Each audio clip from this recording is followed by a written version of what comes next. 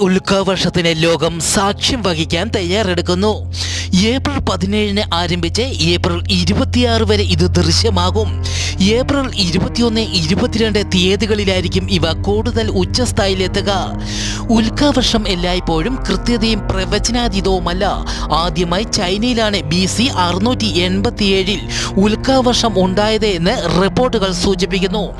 ഏറ്റവും കൂടുതൽ ഉൽക്കാവർഷം ദൃശ്യമായത് 1982 ഈ പ്രാവശ്യം മണിക്കൂറിൽ 100 ഉൽക്കകൾ വരെ കാണാൻ സാധിക്കും.